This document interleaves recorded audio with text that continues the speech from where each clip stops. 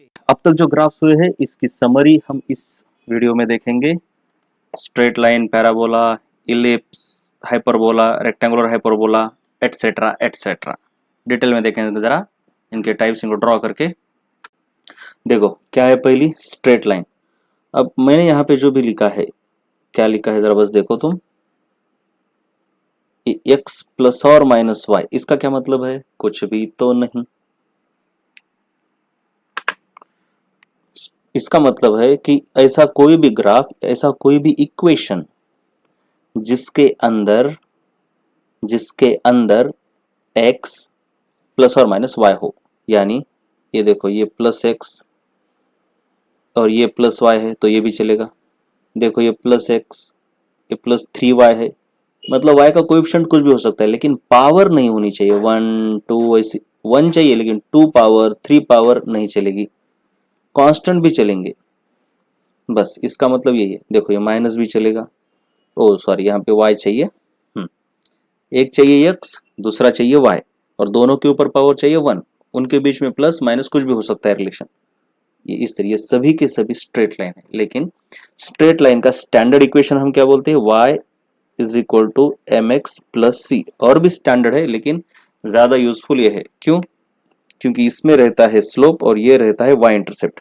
बहुत ही आसानी से स्लोप मिलता है। फिजिक्स में स्लोप की बहुत ज्यादा जरूरत है, केमिस्ट्री में भी। तो देखो देखो देखो, तो इसका ग्राफ कैसे आएगा? मान लो ये एक्स एक्सिस है, मान लो ये वाई एक्सिस है, राइट।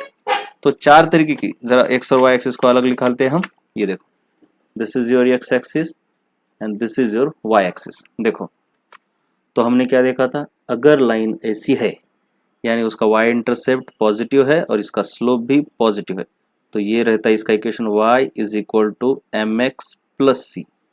अगर लाइन ये है जिसका y इंटरसेप्ट निगेटिव है लेकिन स्लोप पॉजिटिव है, तो इसका इक्वेशन रहता है y equal to M X minus C. Plus C की जगह पर क्या रहेगा? Minus C. और अगर लाइन ऐसी है जिसका स्लोप निगेटिव है लेकिन y इंटरसेप्ट पॉजिटिव है, स्लोप निगेटिव है, तो इसका इक्वेशन रहेगा y is equal to minus M X plus C, minus M X plus C. ठीक है, राइट।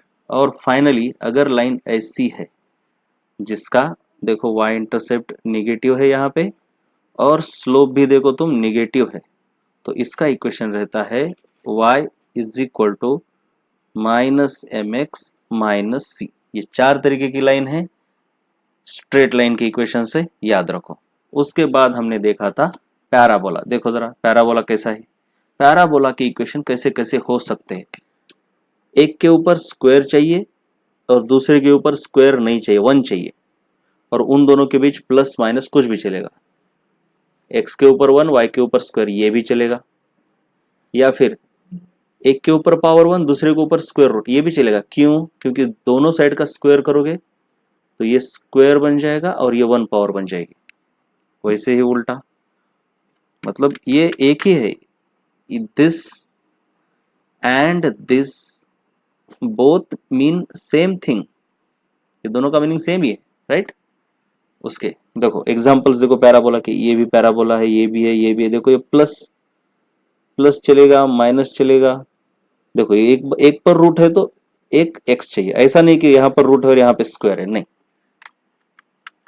ये रूट और एक्स का मतलब कुछ नहीं होता। अब दोनों साइड का अगर यहाँ पे स्क्वायर करोगे तुम, तो ये क्या बनता है? y equal to x square by 4। So ये कुछ अलग नहीं है, बस थोड़ा ट्विस्ट करके लिखा है।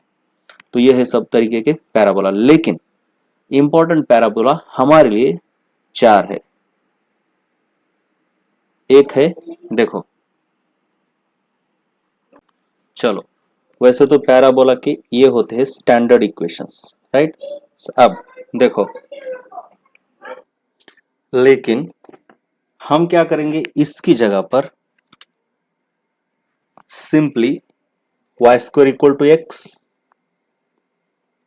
सम के एक्स, मतलब मैं इसको के एक्स लिखूंगा, या फिर x square is equal to k x, ऐसा प्लस और माइनस यहाँ पे वाई, बस ऐसा। अब देखो याद रखना, जिसके सिर के ऊपर स्क्वायर होता है उधर से पैराबोला दूर भागेगा। अब मतलब ऐसा अगर मैं पैराबोला बनाता हूं तो ये दूर भाग रहा है y से, तो y के ऊपर स्क्वायर होगा, y square is equal to some constant into x।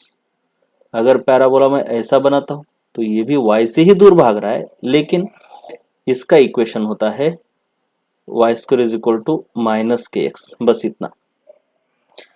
अब दूसरे दो अलग अलग तरीके के पैराबोला ऐसे होते हैं, ये ऐसा जो कि x से दूर भाग रहे, तो ये x के ऊपर स्क्वायर होगा, x square is equal to k y, और यही इसका उल्टा जोड़ीदार क्या होगा, x square is equal to minus k y, right. अब है तुम्हारे पास इलिप्स और उसका भाई सर्कल। यहां पर होना चाहिए x के ऊपर भी स्क्वायर, y के ऊपर भी स्क्वायर, और दोनों के बीच सिर्फ प्लस होना चाहिए, माइनस नहीं चलेगा, और दोनों वन साइड ऑफ इक्वेशन चाहिए। मतलब ऐसे चलेगा, दोनों के ऊपर स्क्वायर है, देखो दोनों के ऊपर स्क्वायर, और फिर प्लस है इसके बीच, इक्वल टू कुछ भी कांस्टेंट हो, दोनों के ऊपर स्क्वायर, लेकिन इक्वल टू कांस्टेंट भी चाहिए।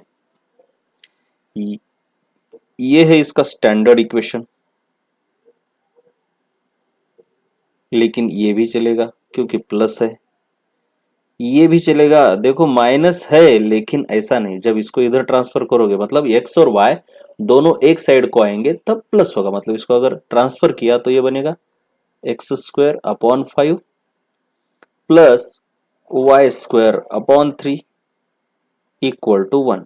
तो ये प्लस हो गया, दोनों एक साइड को है तब प्लस चाहिए, और आगे कांस्टेंट भी चाहिए, भूलना नहीं।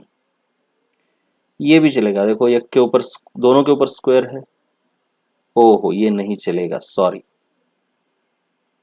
हाँ चलेगा, नो प्रॉब्लम, दोनों के ऊपर स्क्वायर है, दूसरे के ऊपर कुछ भी हो कोई फर्क नहीं पड़ता, चलेगा। बस ये अलग तरीके का होगा जिसके डिटेल में अब हम नहीं जाने वाले। देखो यहां भी देखो, इधर एक ऐसा भी चलता है, देखो पैराबोला में, थोड़ा बताने का रहेगा मेरा, ये भी चलेगा, देखो 3x square plus 4x is equal to 6y square, चलेगा। देखो नहीं, ये स्क्वायर नहीं चाहिए, x के ऊपर स्क्वायर है, y के ऊपर नहीं है, बस ऐसा होना चाहिए। अब x के ऊपर स्क्वायर भी है और 1 भी है, इसका टेंशन मत लो, ये बस ओरिजिन को शिफ्ट करने के लिए होता है। बाकी एक के ऊपर स्क्वायर है और दूसरे के ऊपर नहीं है, चलेगा, लेकिन ऐसा नहीं चलेगा,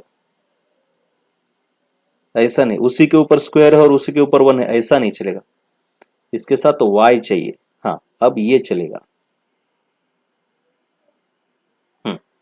अब देखो इलिप्स के बारे में, इलिप्स में ये चलेगा, लेकिन याद रहे ये नहीं चलेगा, मतलब x square plus y square, इधर कांस्टेंट चाहिए, आगे कांस्टेंट कुछ तो चाहिए, 1, ये 0 नहीं चलेगा। क्यों? क्योंकि देखो ये क्या होगा, x square is equal to minus y square, मतलब इसकी कोई, एक तो ये इमेज, ये तो मतलब ऐसा होता ही नहीं, किसी का स्क्वायर है और किसी दूसरे का स्क्वायर है और ये निगेटिव आ रहा है स्क्वायर, ऐसा होता नहीं, दो स्क्वायर ऑलवेज पॉजिटिव रहते हैं। तो ये एक तो इनकंसिस्टेंट है, दो चीजों का स्क्वायर 0 हो ऐसा हो ही नहीं सकता, क्योंकि ये दोनों के दोनों पॉजिटिव है, दो पॉजिटिव नंबर का एडिशन पॉजिटिव आना चाहिए, पॉजिटिव नंबर का एडिशन पॉजिटिव ही आना चाहिए, ठीक है, ओके। ये सिर्फ एक ही पॉइंट के लिए वैलिड है, एक्स भी 0 होना चाहिए, वाई भी 0 है तब वैलिड है। चलो अब देखो इसके अलग अलग तरीके, एक होता है तुम्हारा इलिप्स ऐसा, और एक होता है इलिप्स ऐसा, इस ये यक्स के नीचे का पार्ट होता है, इसको यहां से यहां तक ए होता है और इधर से यहां तक बी होता है, ये देखो स्टैंडर्ड पार्ट, इसमें ये जो है ना तुम्हारा ये ए और बी है, ये हो गया तुमका मेजर एक्सिस, ये हो गया तुम्हारा माइनर एक्सिस, और ये कौन सी केस है, when a is greater than b. लेकिन अब कभी कभी ऐसा भी होता है कि b is greater than a, तब ये है तुम्हारा बी और ये है तुम्हारा ये खड़ा वाला ellipse, B is greater than A, और जब बी इक्वल टू ए होगा बेटे तब ये सिर्फ क्या बनेगा, सर्कल बनेगा, कुछ नहीं, सर्कल। तो सर्कल के लिए एक ही याद रखना है, x का कोएफिशिएंट और y का कोएफिशिएंट सेम होगा, आगे कुछ भी रहने दो, ये दोनों जब सेम होंगे तो वो बनेगा सर्कल। बस इतना ही याद रखो, इतना ही याद रखो। तुम नीचे भी लिखो, बस x के नीचे और y के नीचे दोनों के नीचे सेम चाहिए, मतलब इधर भी 5 इधर भी 5, हो गया काम। ये है circle. So circle is a special case of ellipse. अब लास्ट में है हाइपरबोला। देखो हाइपरबोला उतना फिजिक्स में लगेगा नहीं, लेकिन फिर भी रहने दो यार। इसका स्टैंडर्ड इक्वेशन देखो, एक्स स्क्वायर है वाई स्क्वायर है, दोनों इक्वेशन के एक साइड को है तो उनके बीच में माइनस चाहिए। देखो प्लस है तो इलिप्स, माइनस है तो हाइपरबोला। ये है इसका स्टैंडर्ड इक्वेशन, ये भी है इसका स्टैंडर्ड इक्वेशन। तो ऐसा क्यों है? जब इस तरीके से इक्वेशन है, मतलब x को प्लस है और y को माइनस है और इक्वल टू 1 है, तो हाइपरबोला कुछ इस तरीके का होता है। वही देखो, तो क्या है, अगर x को माइनस है और y को प्लस है तो ये हाइपरबोला आपका ऐसा हो जाएगा। वैसे तो ये कम ही काम के हैं, फिजिक्स में कभी आएंगे नहीं, फिर भी याद रहने दो। ये भी इक्वेशन चलेगा, ये भी इक्वेशन चलेगा, ये भी इक्वेशन चलेगा, बस एक चाहिए ऐसा, एक चाहिए ऐसा, प्लस माइनस, बात खत्म। कभी कभी इस इक्वेशन को ना ऐसा भी लिखते हैं, मतलब यही मेंटेन करेंगे,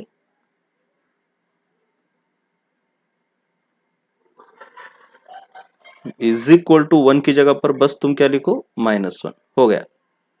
ये और ये सेम ही है बेटा, कुछ भी नहीं है, मतलब इसी की तरह मेंटेन किया, बस इधर लगाया माइनस। तो सिंपल है, ये प्लस लगाने पर ये, -1 लगाने पर ये हो जाता है, कुछ नहीं। अब क्यों पढ़ा है हाइपरबोला? क्योंकि हमारे सिलेबस में, मतलब फिजिक्स में और केमिस्ट्री में, तुमको रेक्टेंगुलर हाइपरबोला बहुत ही काम की चीज है। अब क्या होता है रेक्टेंगुलर हाइपरबोला, पहले वो समझ लो और काम की चीज बाद में बताता हूं। देख बेटे, रेक्टेंगुलर हाइपरबोला कुछ भी नहीं होता, एक ऐसा हाइपरबोला, देखो सबसे पहले होता है हाइपरबोला, दोनों तरफ से पैराबोला की तरह दिखने वाला स्ट्रक्चर। अब ये होता है, इसमें होता एक ही चीज ही है, इसमें एक चीज होती है, इस हाइपरबोला का अगर आप इंफिनिटी पर टेंजेंट निकालो, मतलब ये हाइपरबोला इधर आएगा और एट इंफिनिटी इसकी कुछ टेंजेंट होती है ऐसी। अब मैं उतना अच्छे से नहीं ड्रॉ कर पा रहा हूं, कुछ ऐसे देखो, ये हाइपरबोला इधर से इसका पार्ट कुछ ऐसे होगा। तो ये जो ग्रीन लाइन निकाली है, इनको बोलते हैं tangent to the hyperbola at infinity, या फिर इनको बोलते हैं असिम्पटोट। ज्यादा टेंशन मत लो, बस सुन लो, asymptote. So tangent at infinity, right. ये होते हैं, हर पैराबोला को असिम्पटोट रहते ही है। जब ये असिम्पटोट के अंदर का एंगल 90 डिग्री होता है ना बेटे, तब इसको बोलते हैं रेक्टेंगुलर हाइपरबोला, बस इतना ही है। रेक्टेंगुलर हाइपरबोला मतलब ऐसा हाइपरबोला हुज असिम्पटोट्स, यानी tangents at infinity, tangents at infinity are perpendicular to each other, बस इतना ही है। लेकिन हमारे काम का हाइपरबोला जरा अलग है, ऐसा हाइपरबोला जिसके कोऑर्डिनेट एक्सिस रोटेट करके लिए, रोटेट करके लिए, मतलब ये वाला हाइपरबोला तुमने देखा होगा कई बार, P इक्वल टू 1/v रहता है, PV equal to NRT, PV equal to constant, ऐसा कॉन्स्टेंट बॉयल्स लॉ वगैरह वगैरह में बहुत ज्यादा इस्तेमाल करते हैं। तो ये भी एक रेक्टेंगुलर हाइपरबोला है, लेकिन ये रेगुलर फॉर्म का नहीं है, ये ऐसा रेक्टेंगुलर हाइपरबोला है जो कि ऐसा नहीं, मतलब इस तरीके से घुमा के लिए है उसको, ये ऐसा है उसका शेप। तो देखो जरा, उसको ड्रॉ करता हूं मैं, वही काम का है। तो हाइपरबोला भी उतने काम का नहीं, ना तो ये हाइपरबोला उतने काम का है, हमारे काम का है घुमा के लिया हुआ रेक्टेंगुलर हाइपरबोला, जो कि बॉयल्स लॉ में वगैरह में, मतलब इनवर्स रिलेशन जहां जहां पर है वहां पे काम को आता है, इसलिए इतना पढ़ा है हाइपरबोला के बारे में। तो काम का है बस ये वाला हमको। तो एक तो मैं बोल रहा हूं रेक्टेंगुलर हाइपरबोला, वो भी रेगुलर वाला नहीं, रोटेटेड रेक्टेंगुलर हाइपरबोला हमारे काम का है, रोटेटेड। जब रेक्टेंगुलर हाइपरबोला के एक्सिस हम रोटेट करते तब। अब x और y के बीच अगर रिलेशन इस तरीके से है तो इसकी डायग्राम आती है ऐसे, ये तुमने देखी है बॉयल्स लॉ की। अगर पूरा मैथमेटिकली देखा जाए तो ये भी इधर भी आता है, तो देखो इसका एक्सिस ऐसा है, एक्सिस ऑफ हाइपरबोला बोलते हैं, तो ये रोटेट किया है, राइट।